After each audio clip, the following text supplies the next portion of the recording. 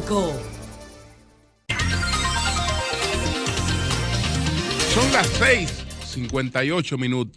Buenos días, dominicanos, dominicanas, ciudadanos del mundo. Julio Martínez Pozo. Los comentarios de los temas más importantes en el programa de mayor influencia de la radio y la televisión nacional. En este jueves 28 de noviembre, año 2019. Buenos días a todo el equipo del Sol de la Mañana, la audiencia de Sol, la teleaudiencia de Telefuturo, Canal 23. En el día de hoy hablamos de las implicaciones de la Ley de Derechos Humanos y Democracia en Hong Kong, promulgada ayer por el presidente Donald Trump. Hablamos del discurso de la embajadora Robin Bernstein en la Cámara Americana de Comercio con motivo de la celebración del Día de Acción de Gracias, de Thanksgiving, que se celebra hoy en los Estados Unidos. Lula, pues que promoverá el relevo político en Brasil, él no va a aspirar a la presidencia de nuevo. La cuarta, la versión de la empresa de Monumental, que es la empresa que brindaba el servicio de transporte turístico sobre el accidente de la autovía del Coral. Tenemos unos numeritos del Distrito Nacional que lo vamos a compartir un poco más adelante. Y bueno, también algo sobre esta absurda oposición, absurda al voto electrónico. Bueno, señores, empezando por la ley. La ley se llama Ley de Derechos Humanos y Democracia en Hong Kong. Pero esa es una ley aprobada por el Congreso de los Estados Unidos y ayer la promulgó el presidente Donald Trump. Donald Trump no tenía otra opción y promulgó esta ley, y creo que él ha actuado de manera correcta en términos políticos. ¿Por qué razón? En primer lugar, esa ley la promovió la base de apoyo político de Donald Trump, el Partido Republicano, que ha cerrado filas junto a él para impedir el plan demócrata de expulsarlo del poder mediante un impeachment. Es decir, esa ley fue aprobada a unanimidad por el Senado republicano, a unanimidad en el Senado de mayoría republicana. También votaron los demócratas, pero es una ley, digamos, promovida por la base de apoyo del presidente Donald Trump. Los estadounidenses que no se ponen de acuerdo en cuanto a grandes temas que ellos tienen pendientes y que requieren un consenso bipartidista. Sin embargo, en esta ley prácticamente han logrado la unanimidad. Señores, esa ley fue aprobada por la Cámara de Representantes casi a unanimidad, porque solo con un voto en contra. Es decir, que en ambas cámaras votaron por esa ley todos los republicanos y todos los demócratas, quitándole el que votó en contra en la Cámara de Representantes. Entonces, es cierto que el presidente Donald Trump está en un proceso muy avanzado de negociación con el presidente Xi Jinping para, terminar con la guerra comercial, y que esta decisión puede afectar esas negociaciones, pero no haber promulgado esa ley, pues tendría consecuencias peores para Donald Trump, porque ya se le convertiría en un problema de política interna. Pero ven acá, ¿y qué hombre es este? O pues lo apoyamos plenamente, y entonces una iniciativa nuestra él la va a vetar. Pero esa iniciativa nuestra consigue el apoyo de la mayoría demócrata, es decir, él logra, en medio de la difícil situación que tiene, unificar a su país, unificar a ambos partidos en torno a una ley, tenerlo unificado, y va a desaprovechar esa oportunidad. No. Para Donald Trump, independientemente de la situación que está viviendo Hong Kong, esa ha sido una oportunidad de oro. De oro. Ahora, vamos al fondo de la situación de Hong Kong y China. Bueno, China inmediatamente, porque lo había hecho desde que se aprobó la ley en el Senado, había advertido a Estados Unidos que se atuviera las consecuencias. Pues las consecuencias, China también tiene que repensarlas. ¿Por qué? Porque independientemente de que esta es la potencia emergente, esta potencia no está sola en el mundo. Y los problemas no solo se enfrentan con posiciones de fuerza, también hay que tomar en cuenta pues el tema de opinión de la comunidad internacional. En el caso de Hong Kong, China no debe olvidar su compromiso. Cuando esta antigua posesión británica, que lo era desde tiempos ancestrales, desde la primera guerra del opio, está en manos de el Reino Unido. El Reino Unido en 1997 pues llega a un acuerdo con China y renuncia a la posesión de Hong Kong. Pero en el acuerdo que suscriben, China se compromete a mantener por 50 años pues el régimen de dos sistemas. Estamos hablando de la propia situación que reina en China. Un país, dos sistemas. Lo que quiere decir, y además se compromete a no pues interrumpir el proceso democrático de Hong Kong. Es decir, que China, aunque recibe pues a Hong Kong, se compromete a no integrarlo plenamente hasta 50 años después. Hasta 50 años después, es decir, eso sería en el 2047. Y sin embargo, estaba sugiriendo o estaba adoptando algunas medidas que eran contrarias a ese acuerdo. Y si China viola ese acuerdo, su imagen ante la comunidad internacional se ve muy afectada.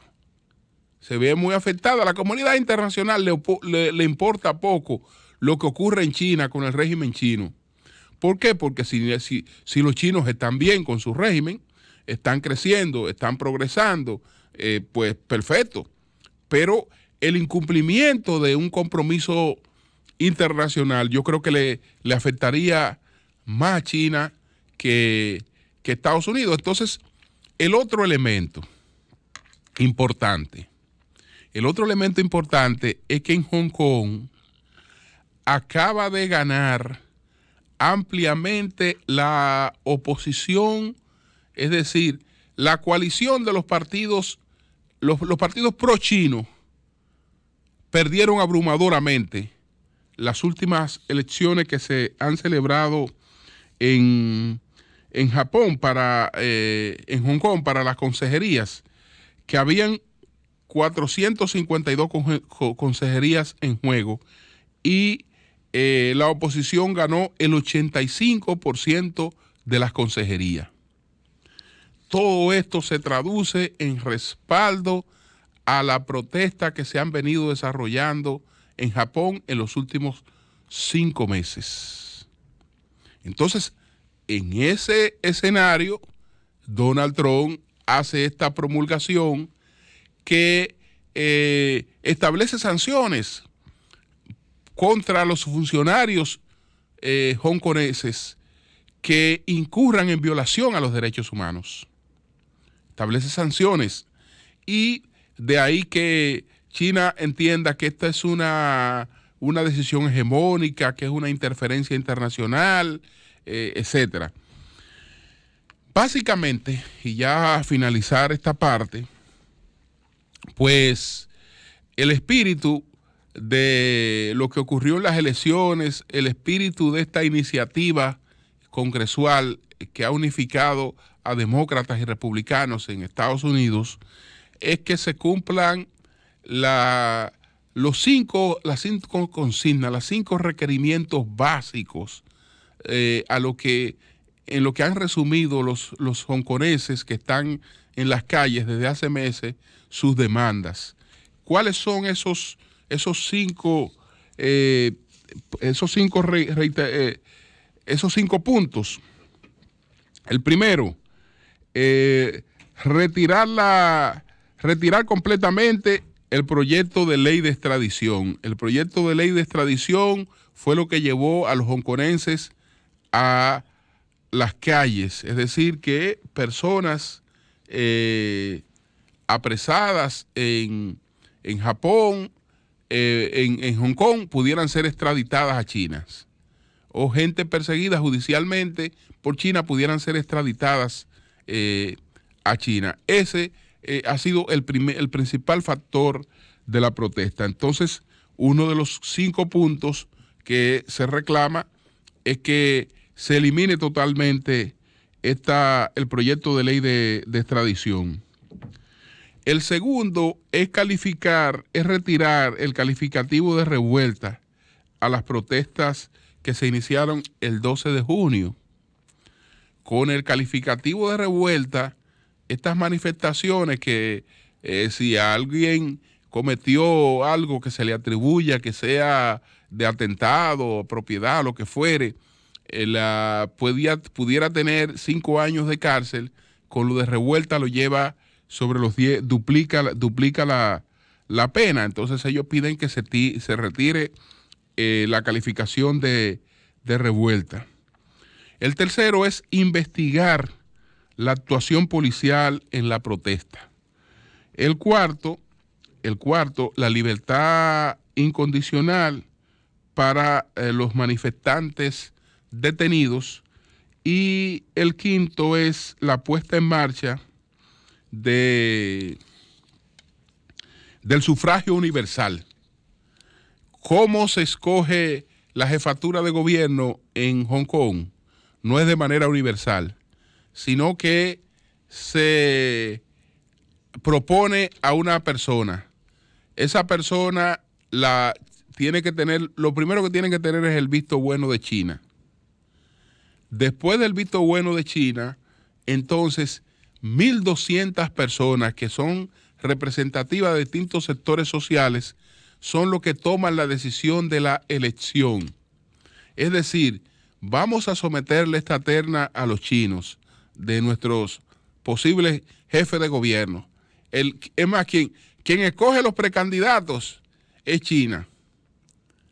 Escoge nomina a los precandidatos o los escoge. Le da el visto bueno. Sí, estos pueden ser jefes de gobierno.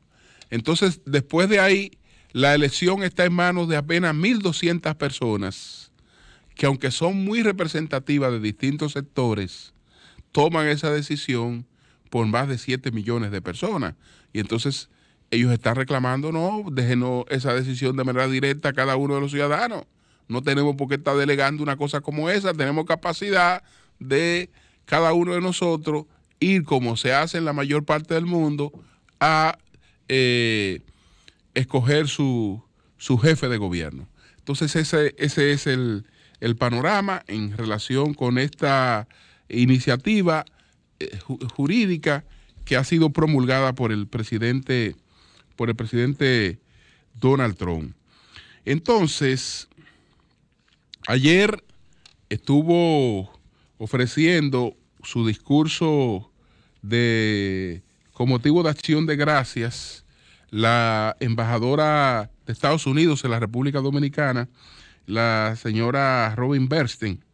Entonces, ella hizo algunos planteamientos críticos, aunque también habló bastante bien del clima de negocios, de las relaciones entre los dos países. Sin embargo, enumeró algunos aspectos críticos que ojalá ella pudiera ampliarlo para que sepamos claramente de qué se trata cuando ella está hablando, por ejemplo, de que en la República Dominicana se ha producido cambio de reglas de juego.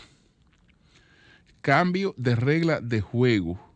Que esos cambios, por ejemplo, en las reglas del juego, han incluido interpretación de regulación sin previo aviso, que aquí se han modificado legislaciones sin consultar a los sectores afectados.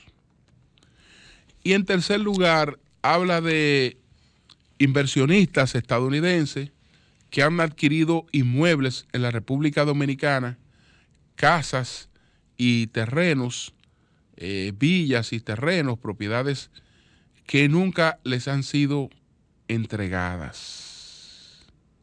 Entonces eso plantea pues un problema de cuestionamiento a la seguridad jurídica. Bueno, hay que ver cada una de estas cosas.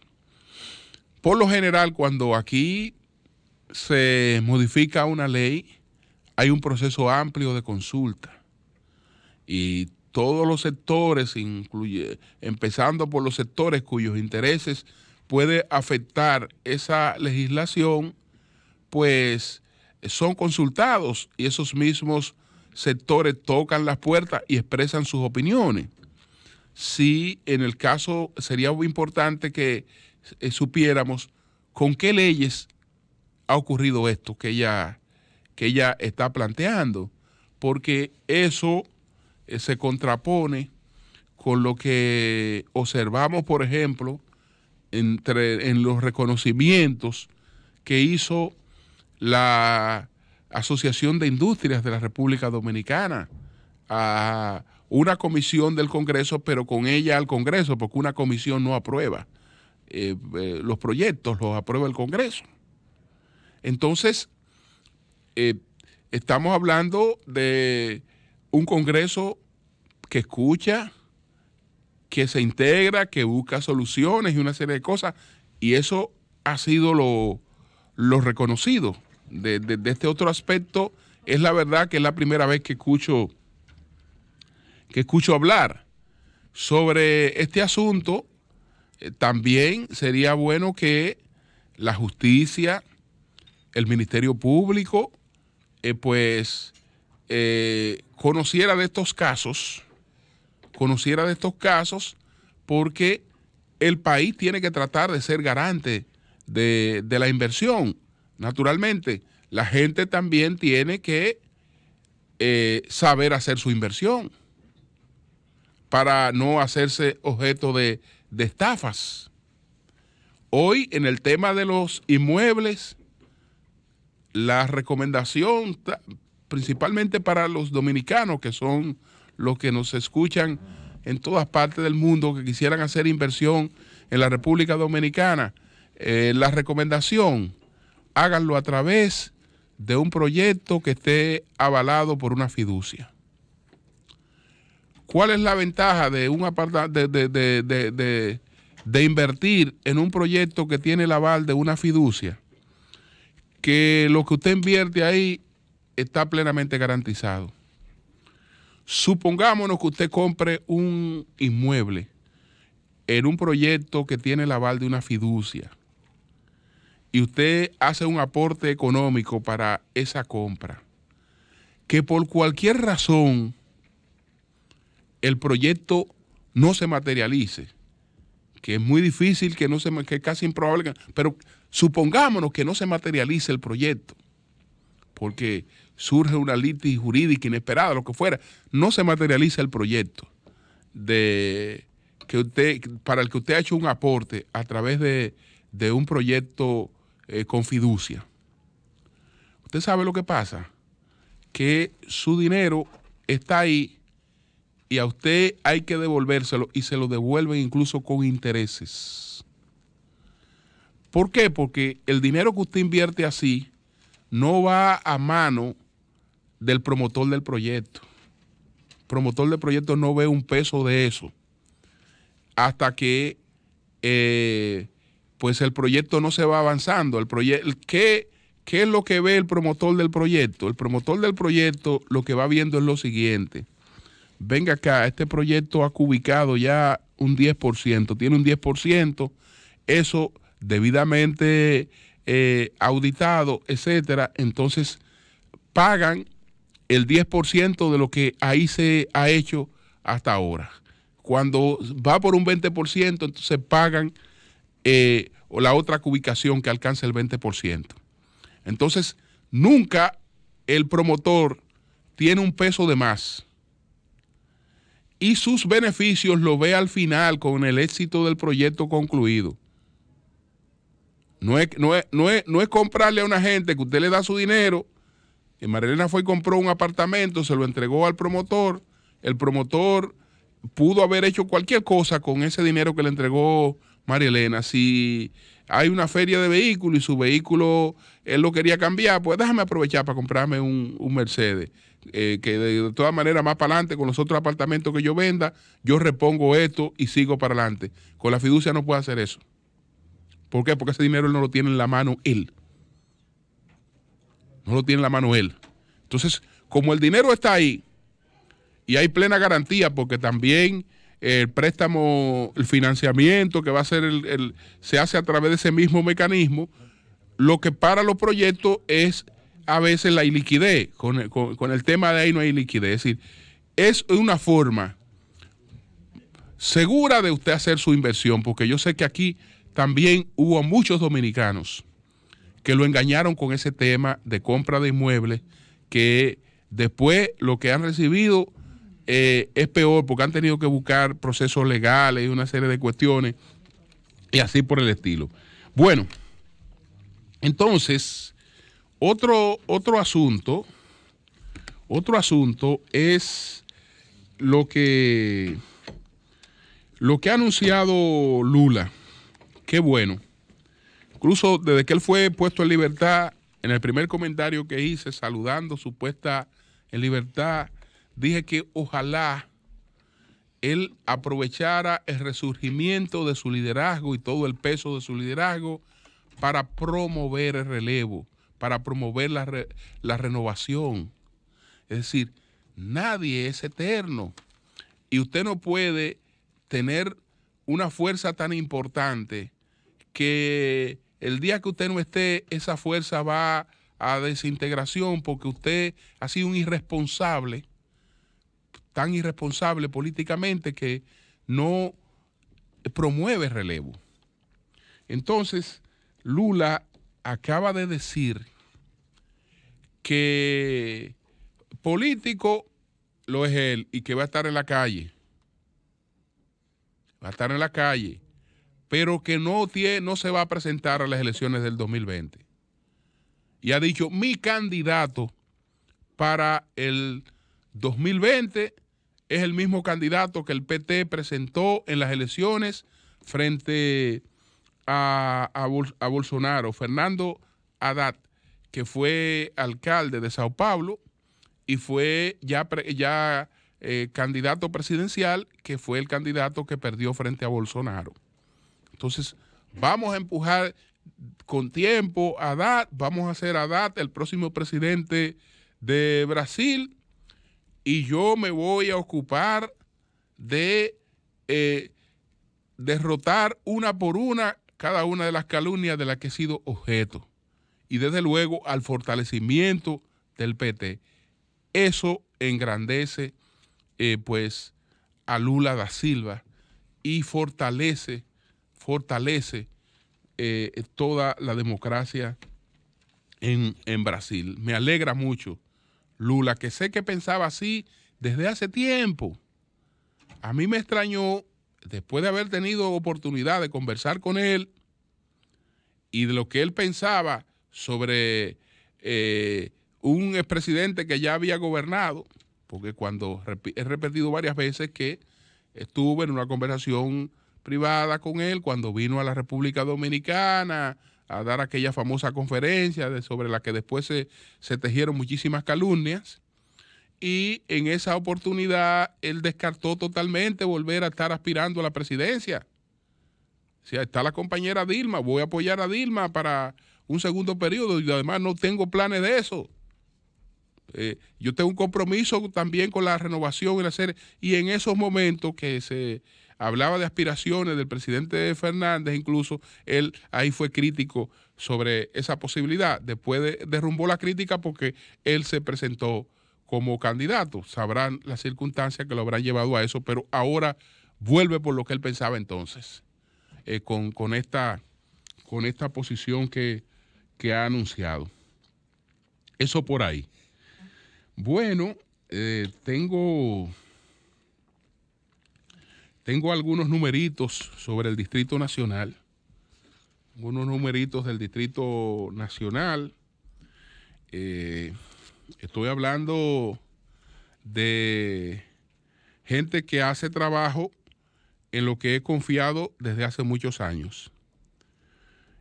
Desde luego, ustedes saben que estos son fotografías de una situación que está en movimiento, y por lo tanto la referencia no es otra cosa que de trabajo y de medidas inmediatas. Entonces, esto es solamente limitado al Distrito Nacional. Incluso hay un dato que no tengo, que me gustaría tener. Tal vez lo consigo en el desarrollo del programa, que es muy importante en las encuestas, es ver cuál es el nivel, la situación de los partidos políticos. Porque un candidato no es él solamente, un candidato es la base que lo apoya, él y el panorama en la situación para su candidatura. Entonces, aquí tenemos un Distrito Nacional con David Collado y tenemos un Distrito Nacional sin David Collado en esta encuesta. Entonces, ¿cuál es la situación de David Collado? Bueno, para los que dicen que la ley establece que hay que decir el nombre, el financiamiento, eso es en caso de que la empresa se decida hacer una publicación. Esa empresa no está publicando encuestas. Esa encuesta le ha suplido algunos datos a un periodista de esa encuesta, pero no está publicando encuestas. Y el objetivo no es la publicación tampoco de esa encuesta. Entonces, ¿qué pasa? En esta encuesta, con David Collado como candidato a la alcaldía, el alcalde David Collado marca 50.7. Domingo Contreras, 30.1. Johnny Ventura, 5.3. Hugo Veras, 3.5. Y Bartolomé Pujals, 0.9. Ese sería el Distrito Nacional con la participación de David Collado. Un escenario, entonces, que fue el objetivo de esa encuesta, medir sin David Collado. Entonces, un escenario sin David Collado, Domingo Contreras 35.6, Alfredo Pacheco 14.3, Johnny Ventura 7.5, Hugo Veras 5%. Cambiando el candidato del PRM en otro escenario, entonces cambiando a Pacheco por Carolina. Entonces, en ese escenario, Domingo Contreras 34.9, Carolina 15.7, Johnny Ventura 6.2, Hugo Vera 5.4.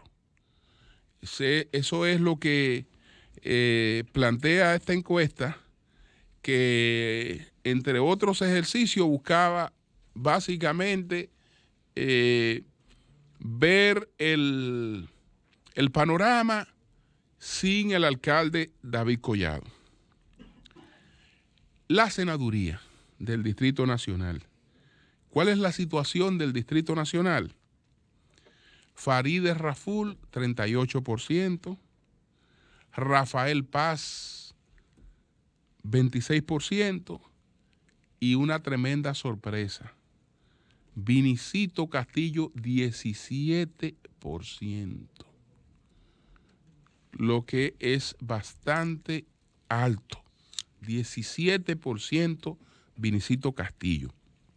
Entonces, en esta encuesta, Farideh Raful continúa a la cabeza de las preferencias del Distrito Nacional.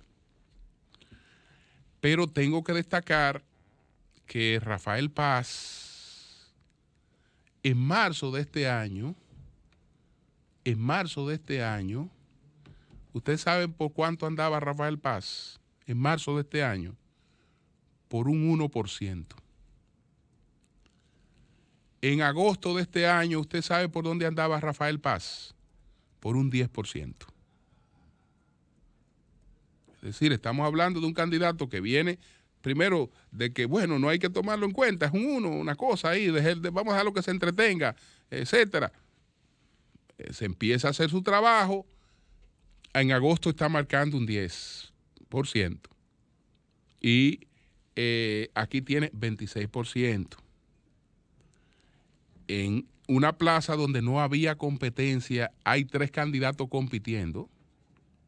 3, no solo él, porque un candidato con un 17%, con una plataforma que no es una plataforma mayoritaria, evidentemente que hay un gran peso en el propio candidato, en